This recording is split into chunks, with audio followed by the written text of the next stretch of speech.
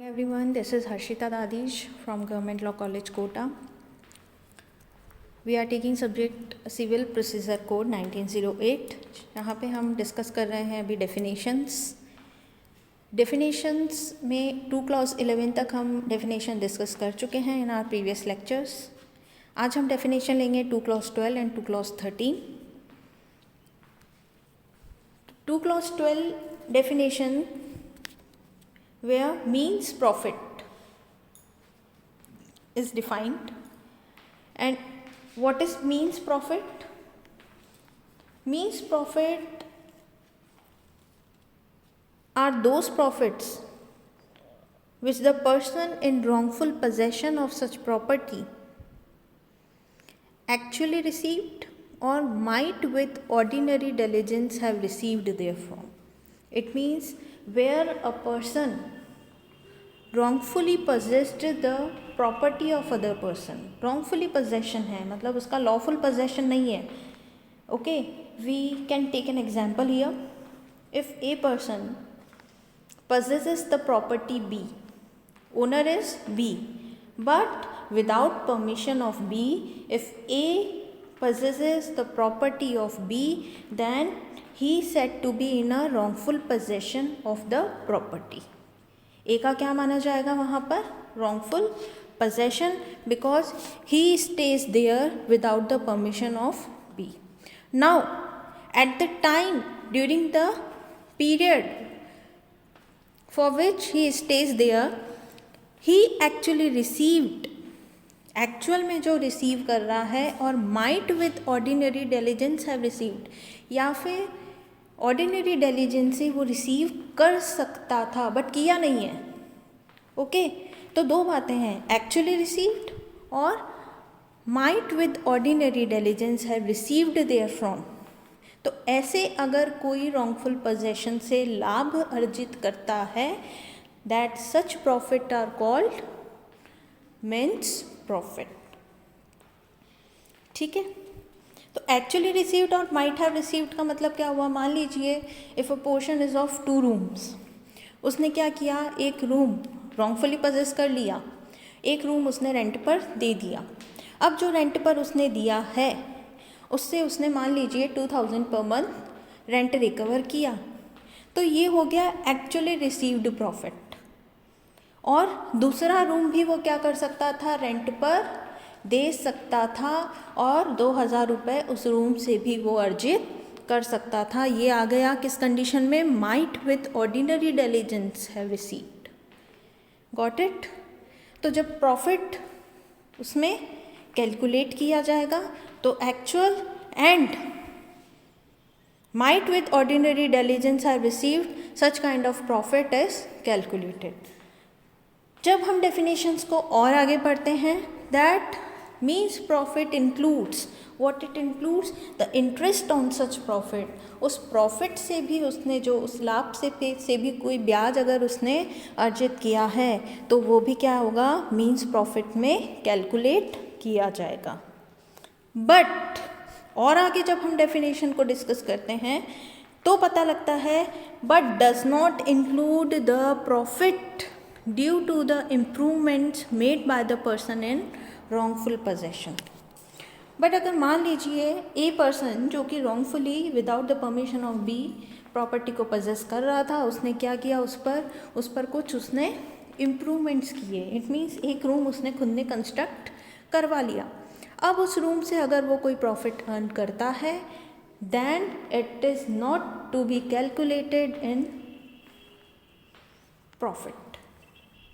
Got it? तो खुद improvement करवा के, खुद उसमें एक्सपेंसेस करके अगर कोई प्रॉफिट अर्न कर रहा है तो उसमें से डिडक्ट कर दिया जाएगा. बाकी का जो उसने एक्चुअली रिसीव किया है, प्लस रिसीव कर सकता था, प्लस उस प्रॉफिट का इंटरेस्ट, ये सब कैलकुलेट करके जो कि पूरा टोटल प्रॉफिट आएगा, वो प्रॉफिट क्या कहलाएगा, मीन्स प्रॉफिट. इम्पॉर्टेंट डेफिनेशंस हैं, ऑब्जेक्टिव क्वेश्चंस में बहुत बार पूछा जाता है, what it includes and what it does not include. Okay, so ये डेफिनेशन इम्पॉर्टेंट है. इसका ऑब्जेक्ट क्या है? The object behind section 2 clause 12 means profit is to compensate the person entitled to be in possession of the property. जिस person की वो property थी जो उसमें कब्जा करने का अधिकारी था, उसको कंपनसेट करना. ठीक है, दो केसेस हम यहाँ डिस्कस करेंगे. First is Mahadev versus Kali ji Virajman and second one is Kishan Kumar Narandas Jobanputra versus Purushottam Mathuradas Raitha. तो फर्स्ट केस हम देखते हैं Mahadevi versus Kali ji Brajman, where the court held that the expression means profit means those profit which a person in wrongful possession of such property either actually received or might have received with due diligence. Okay, it doesn't mean that there should be a proof of actual receipt. Okay, what it decided in Mahadevi, यहाँ word use किया हुआ है actual profit और might have received, दो तरीके के. तो अगर मान लीजिए एक्चुअल रिसीट नहीं है तो भी वो पर्सन जो है जो कि एंटाइटल था पोजेशन के लिए उसे कंपनसेशन देना पड़ेगा. Okay, next is Kishan Kumar Narayan Das Jobanputra versus Purushottam Mathuradas Raitha था. In this case, court held that for entitling grant of means profit, the plaintiff must lead evidence to prove what would be the compensation the defendant might have received with due diligence for his wrongful possession. तो जब अगर person recover कर profit earn कर सकता था तो ये facts जो हैं वो एविडेंस में पर्सन को प्रूव करने पड़ेंगे कि ये कौन कौन से लाभ उस संपत्ति से अर्जित कर सकता था. ठीक है, तो एविडेंस की जो बर्डन ऑफ प्रूफ है वो किस पर होगी, जो पर्सन उस क्लेम के लिए एंटाइटल है उस पर. Okay, next definition we are discussing here that is movable property, चल संपत्ति, which is defined under section 2 clause 13.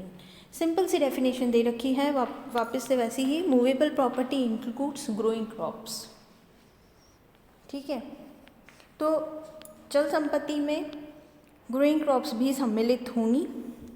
ये हमें यहाँ से पूरा इसका इंटरप्रिटेशन मिलता नहीं है. That's why we have to refer section 2 clause 26 of the general clauses act, जहाँ पर सारी डेफिनेशंस जो है वो दे रखी हैं जनरल क्लॉजेज एक्ट में. वहाँ पर मूवेबल प्रॉपर्टी में दे रखा है that standing crops are immovable property. तो ये थोड़ा कॉन्ट्राडिक्टरी है कि स्टैंडिंग क्रॉप्स जो हैं वो इमूवेबल प्रॉपर्टीज़ होती हैं. ओके, और मूवेबल प्रॉपर्टी में अगर हम सीपीसी की डेफिनेशन देखें तो मूवेबल प्रॉपर्टी में इंक्लूड होती हैं ग्रोइंग क्रॉप्स. आ गई बात समझ में. तो इम्पॉर्टेंट डेफिनेशन जो कि आज तक के लेक्चर में हम देख चुके हैं. इम्पॉर्टेंट डेफिनेशन है डिक्री, जजमेंट, ऑर्डर, जज, then means profit and legal representative. आगे की जो डेफिनेशंस हैं वो हम नेक्स्ट लेक्चर में डिस्कस करेंगे. Thank you.